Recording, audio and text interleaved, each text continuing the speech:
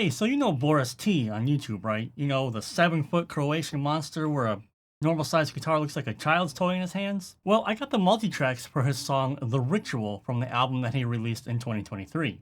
If you don't know what that sounds like, this is what it sounds like.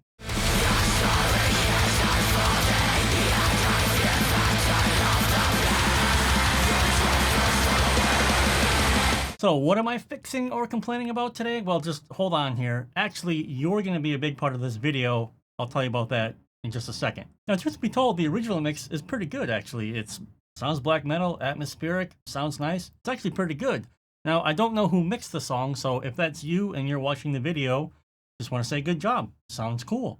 So if I'm not necessarily complaining or fixing anything in this video, then why in the hell am I making this video? Well, I decided to do an interesting challenge for myself. I'm challenging myself to see if I can make an equally as good mix only using stock Cubase plugins. And this is where you're going to come in. I want you to leave a comment, let me know which mix you like better, how I did, giving 1 or 2 reasons why you think the way you do. I'm looking forward to reading your guys' comments, but before we get into the showdown, let me show you exactly what I did. Now, the original mix did use the Metal Machine EZX. I know this because BorisT told me that. So I decided to use the same drum sounds, more or less, that he used on the album, just geared towards my preferences. So the final result that I came up with sounds like this.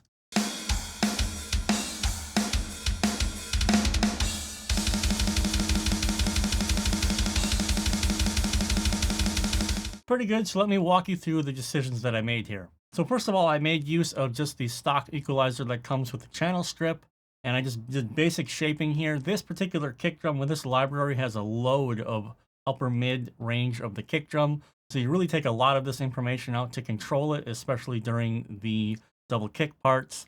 I did a little bit of extra EQ here to take even more of the low end out because it was just very boomy and very thuddy, and it was getting in the way of the bass guitar. So the kick alone sounds like this. It sounds like this with no processing. Massive upper mid thud, well, upper mid for the kick drum, which is this 120 area here. And you start taking some of that away.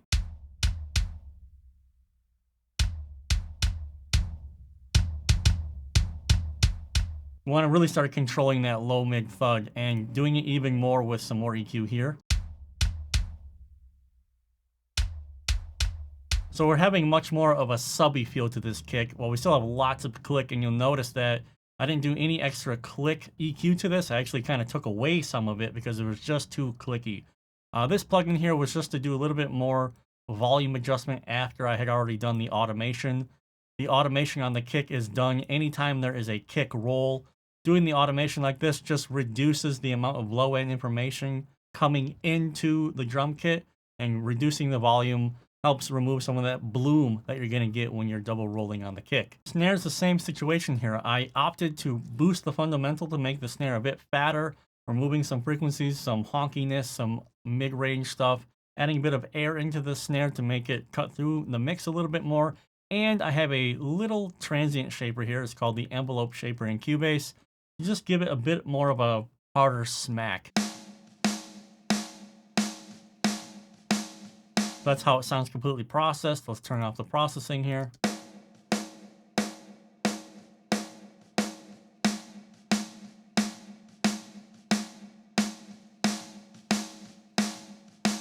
Pretty easy going on the snare. The main thing is I wanted it to be fatter, so I increased the fundamental frequency here to make it fatter a little bit. And like I said, a little bit of transient shaping to make the hits sound harder. Now, when it comes to the toms, there's really not much to do. They sound really good.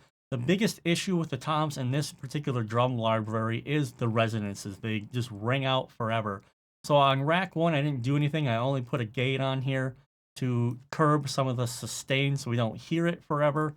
And then on rack 2, this was a problem rack. There's a massive boom in the frequency after the tom is hit.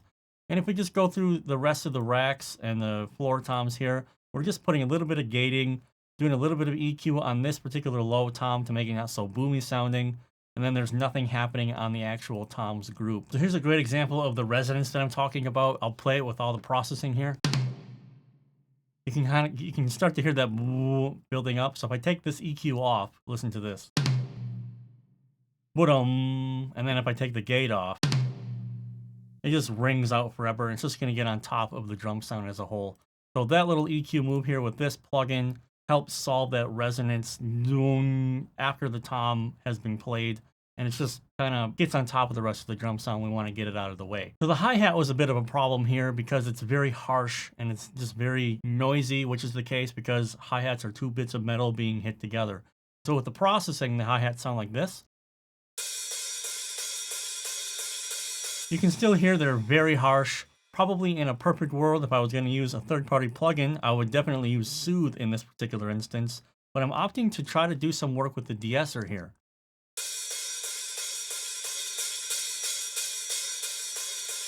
It's helping to push down some of those really bright frequencies up top, but there's only so much you can really do with EQ here. Soothe 2 probably would have been the answer, but if we take all the processing off here, you can hear the before. Lots of honks, lots of problems there. So here's the first stage of EQ. Still got a pretty bad honk in there. Here's the second stage of EQ.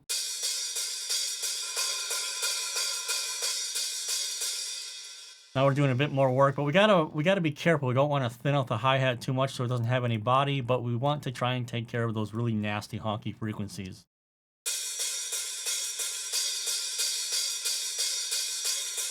Okay, so that's just the way it is with hi-hats sometimes, and this particular library, they're kind of bright and they're very harsh. And then the de-esser, I'm just trying to push down the overall harshness a little bit.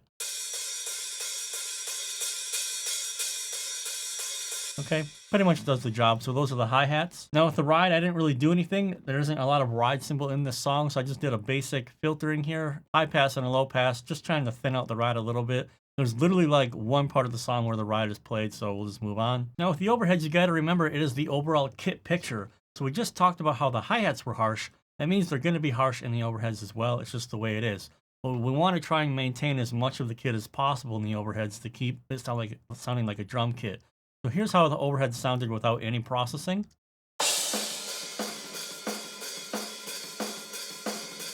So kind of milky, kind of murky a little bit, kind of dulled and boxy sounding. So we do the first stage of EQ here.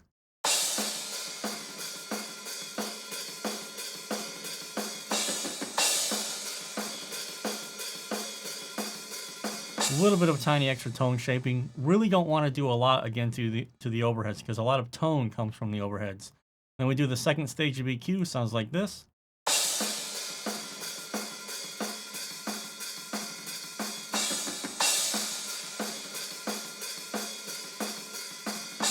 A lot of mid-range that we're taking out of there, and that's pretty much all you need to do with the overheads. Remember, when you're working with libraries like this that are heavily pre-processed, you really can't do a lot other than just EQ to shape them. Now moving on to the rooms, it's just basic EQ here. Here's how the room sounds.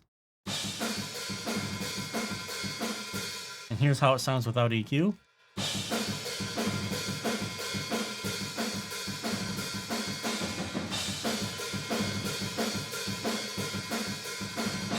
Thinning out the room a little bit, but again with the rooms, this is what I was mentioning on the Nile video that I just made. The rooms are going to add a little bit of thickness and space to the drum, so it's really cool to still have rooms in them, but as you can hear, that hi-hat is still a problem in the overheads. It's going to be a problem in the rooms, so you kind of have to deal with it in all these different locations. But we're not doing a lot here, just some basic EQ to thin it out a little bit, because we also have a room mono, which is another way that you can add some vibe to the drums. So here's what the room's mono sound like with all the processing. Okay, now take the processing off.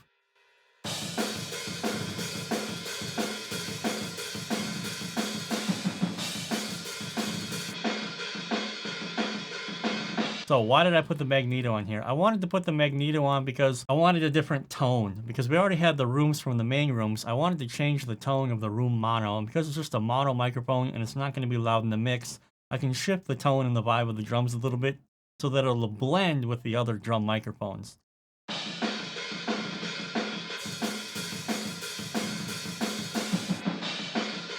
A secondary reason for doing that was you can hear how brittle and harsh the hi-hat is, and using magneto here with the HF adjust, I can pretty much darken this microphone significantly and I kind of remove that of the hi-hat, especially with all this extra saturation. Now moving on to the reverb. Reverb is reverb. Sounds like this. Nice. So with the reverb, we just want to make sure we don't have any low-end frequencies coming and kind of take care of some of that kick and mid-range mud.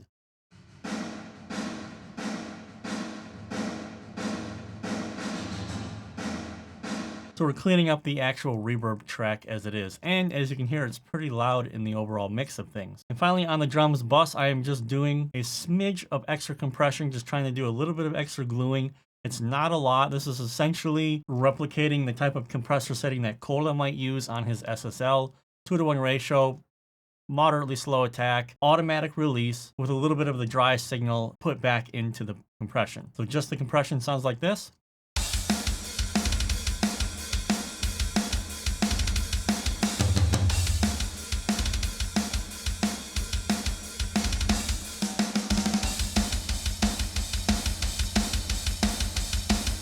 It's not doing a whole lot, just a little bit of extra gluing, and it's adding a little bit of extra transient snap to the shells of the snare. Now with the magneto here, again, the tape saturation plugin in Cubase, just want to add a little bit of extra sauce and saturation to the overall drum tone. So I'll start with it off, then I'll turn it on.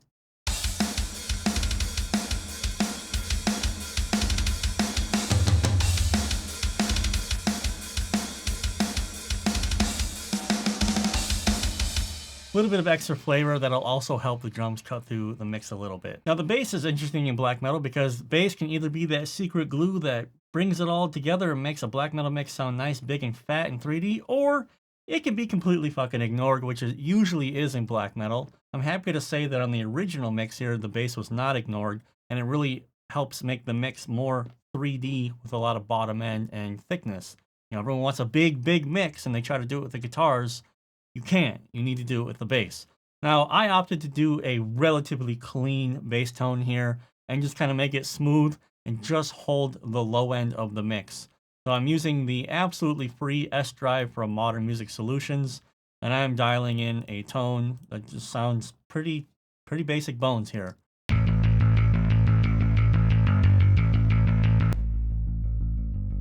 There's a big drastic difference here, obviously, because of the level here.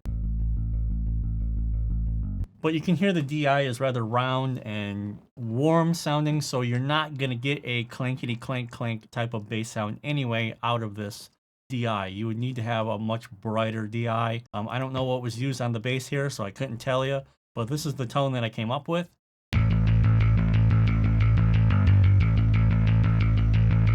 It's pretty clean, has a lot of attack, which we need to deal with. Now for the EQ for the bass, it's pretty simple stuff here. When you're doing EQ for the bass, you want to shape out the mid-range, try to get it out of the way of the snare and out of the kick drum here, which is exactly what I've done.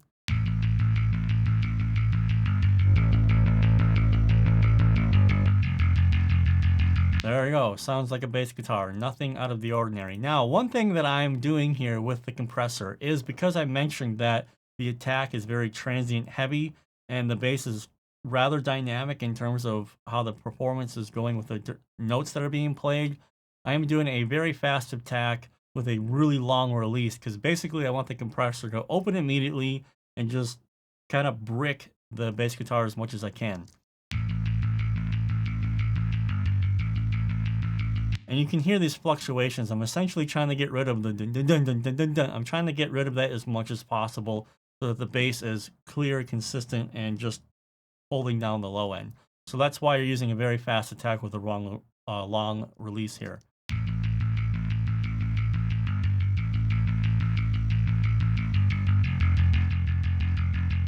There, helps to keep it more consistent. And then I tried to replicate pretty much the L1 technique here that Wanasek has made famous, just to bring it up in level, but also kind of pin the bass at a certain location so I can turn the bass up or down in the mix, and it's pretty consistent in volume.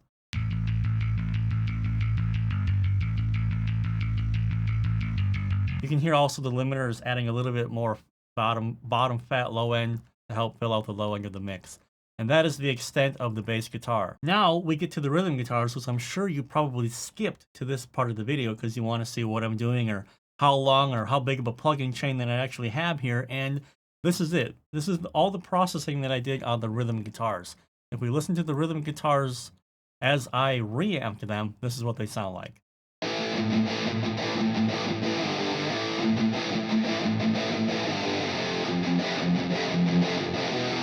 So with the processing, listen to this.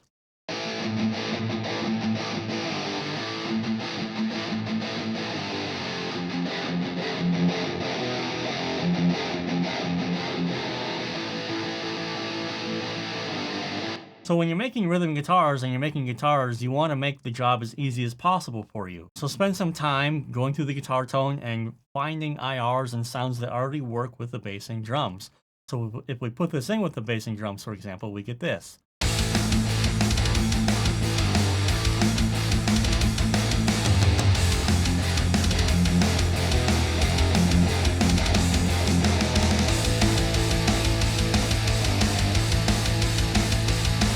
That's it. And I'm doing absolutely basic bitch EQ here, just taking out 400 Hertz, my secret EQ move, taking out a couple resonance here, doing a high shelf to try to bring some energy back into the guitar. And then we have a couple of extra resonances that were happening as I was mixing the song, as I was going through them, they popped up at various times. So I've done 3 resonance cuts here, not a huge deal.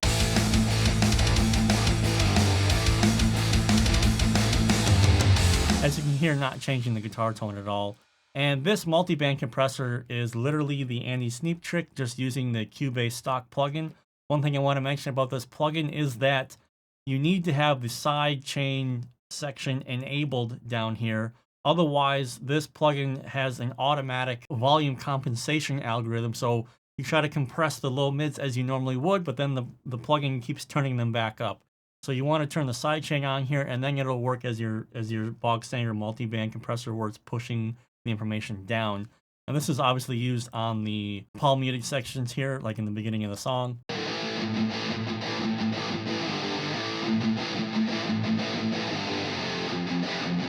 It's just cleaning out the tone a little bit like that. If you guys are noticing that you're hearing a little bit of a reverb from the space thing, I'll talk about that in just a second. But this is literally all I had to do with the guitar tone, and that's because I spent 2 or 3 days messing with the guitar tone and reamping different tones. And actually, if you don't believe me, here are all the different guitar tones that I was messing with and working with to see which one would fit best in the mix. So I can show you a couple of these. Let's go ahead and listen to a couple of the tones that didn't make it. This was the second to the last tone.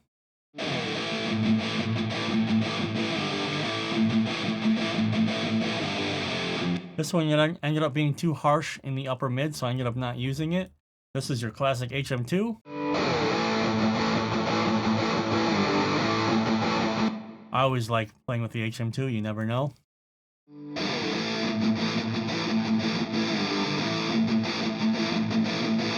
Ended up just being a bit too bitey, didn't quite work out. This is the Savage Mark II.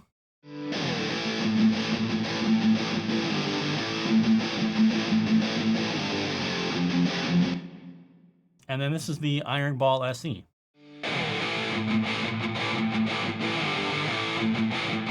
So I went through a lot of different iterations until I found the tone that ultimately ended up working the best. There you go. Take your time working on guitar tones and always do it in the context of bass and drums. If you want to learn how to do stuff like this, on my website, ChernobylAudio.com, Metal Guitar Tone Workshop, that's what you're looking for. There's a link down to that in the description. And that final tone ended up being an Engel Savage 120 Mark I, going into one of Carl Stanger's cabs, the Splawn 412 with 65B speakers and 2 microphones. I got a condenser and a ribbon microphone to help get the warmer guitar tone without the harshness. So that's the rhythm guitar tone. Now, talking about leads, this was a little bit of an interesting situation because BorisT only tracked leads like 1 track, so it's right down the middle. So the first thing that I needed to do was I needed to turn all these tracks into stereo tracks so that I could use stereo delays to put information on the left and right sides of the speakers. Now, one of the main things when you're trying to get a lead guitar tone is you want to have it be different than what the rhythm guitar tone is. If you make the lead guitar tone exactly the same chain with exactly the same IR and everything about the rhythm guitar tone, you're going to be very surprised when you can't hear the lead guitar tone in the mix. So the lead guitar tone is an Angle Savage 120 Mark I. It's the same amp, different amp settings, but most crucially, I am using the Jensen Brit 60 Nighthawk, which has a different frequency flavor than the rhythm guitar tone. So if I press play on the rhythm guitars here, and then I engage the leads, the rhythms and the leads are going to be perfectly audible on their own.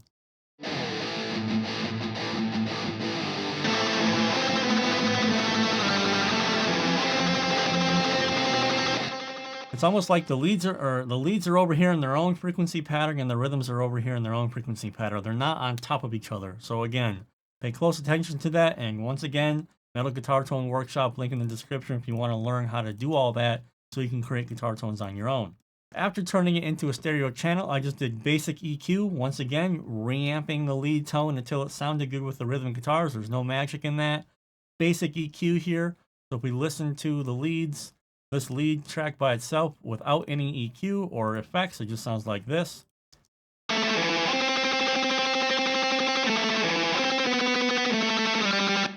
Nice sounding lead tone, nothing wrong with that. First stage of EQ.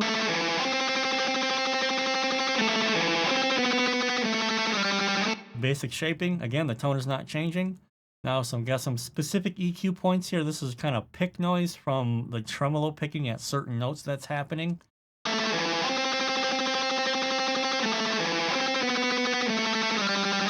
Just a little bit of a metallic thing going on there. And then studio delay and shimmer. These are both stock plugins in Cubase, and they're actually really good, and they're very easy to use.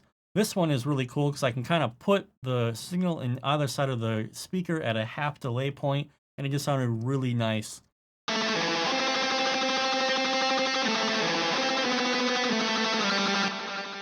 Yeah, so it's almost like a ping pong type of thing. You can reduce the spatial aspect. You can do the filter bank, so you can just make sure there's no like extra extreme highs or extreme lows going into that. And then just mix it in and adjust the feedback dial. It's really, really nice. Shimmer is a delay stock plugin in Cubase, obviously. Really interesting thing here, what this thing does.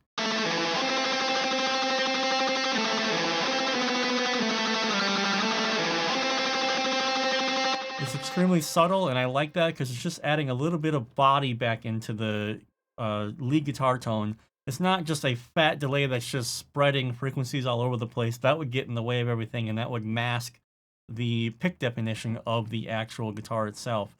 Now, all of these, the EQ is pretty much the same because it's the same reamp signal.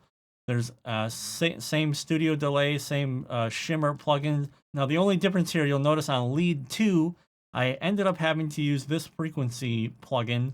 It's also a stock plugin in Cubase. The reason I wanted to use this is because I needed the dynamic EQ. There's one section at the end of the song here where there's a bunch of resonance and metallic noises that happen only at this end part of the song. So I opted to use frequency 2 stock plugin in Cubase only for the dynamic EQ section here.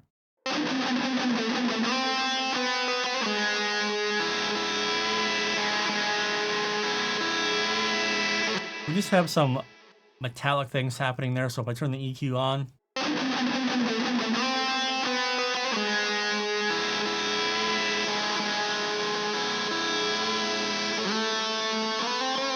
just kind of pushes those metallic frequencies down a little bit without completely neutering them.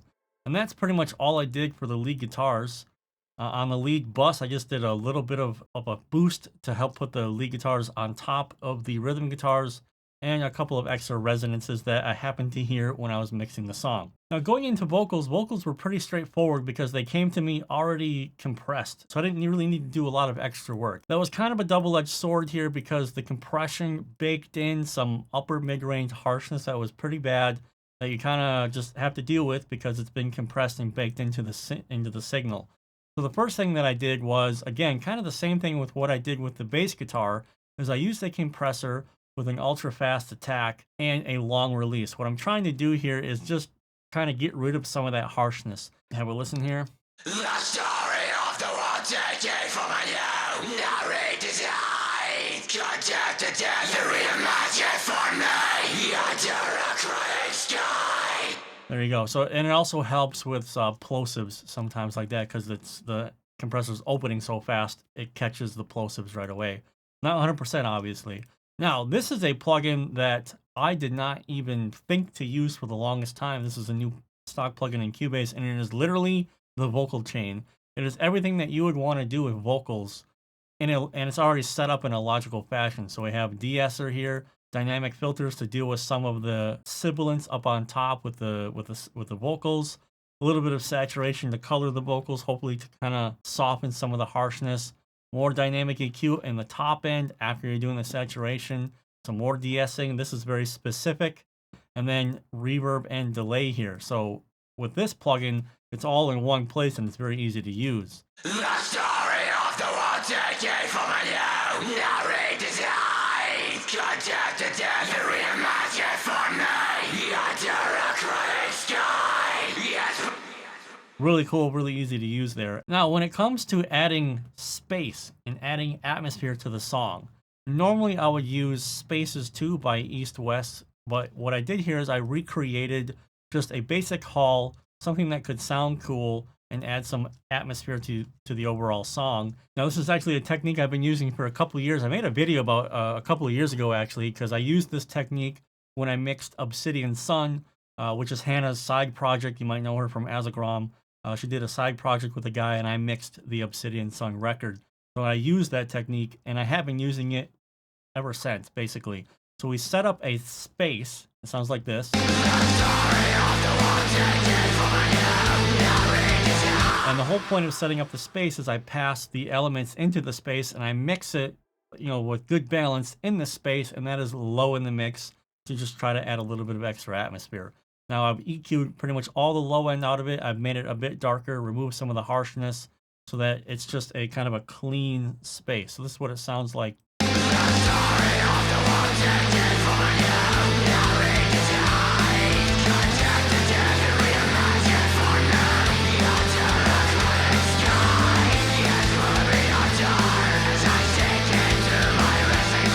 So that is the actual space, and then you'd be surprised what this can do for a mix. It's a really controlled way to add atmosphere without really having to deal with a bunch of reverbs and sends and shit like this. I really like doing that. Now we have a vocal plate here. You need to have a vocal plate to help add space into the vocals, obviously.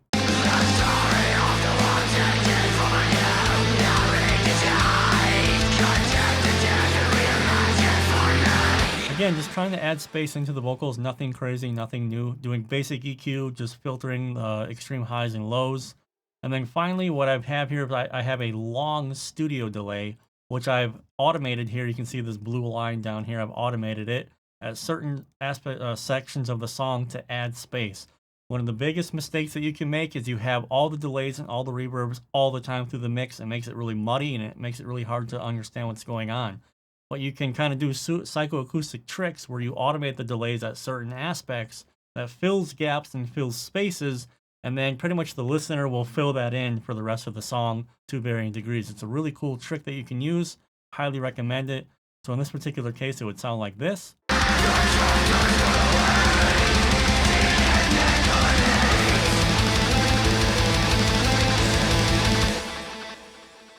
Now, it's really important that you do those things subtly. It's just a textural thing. It's not supposed to be hardcore in your face. So at the end of the day, that is the mix. As you can see, it's all stock plugins. There's no secrets here. If I open up my mix console, we go from left to right. It's all stock plugins. This is my mix. I'll show you in a second. It's all stock plugins using what comes with Cubase. Now, people are going to be like, okay, cool. Show me the master bus. There's got to be some secrets somewhere. Well, here's the master bus, okay? I have basic EQ here, the same studio EQ I've been using the entire mix, doing basic mastering EQ moves that you would make. A little bit of brightness on the mix, getting rid of some lows here that are just rumbly and masking the kick and the bass, getting rid of some extra harshness overall in the mix, mainly because of the vocals, dipping down a little bit of the power of the snare here to keep it a bit more uniform. Then I have an imager plugin, which I would normally use all this in Ozone, but I just wanted to show you that you can do it with stock plugins here. These are all imaging here. The main thing to keep in mind is you don't want to make the low end too wide. You want to keep that pretty decently mono. Now, this is what I've done here. This is all running into Oxford Inflator. This is probably where a bunch of you are going to complain like, oh yeah, see, your mix only sounds good because of Oxford Inflator. If I had a shitty mix, the Oxford Inflator would not help. It would make it worse. Okay, so the Oxford Inflator is just a cool way to increase the apparent loudness of a mix in a unique musical way. That's it. It's only going to take the mix that you already have and enhance it. So that's all that's happening there. And then I have Ozone 11 here, which I'm using only for the maximizer. That's it. And I am crushing it pretty hard because the original mix is pretty much bricked. My mix is not bricked, but the original mix is bricked. And so I kind of wanted to match somewhat the same type of level and same loudness. So at the end of the day, the mix sounds like this.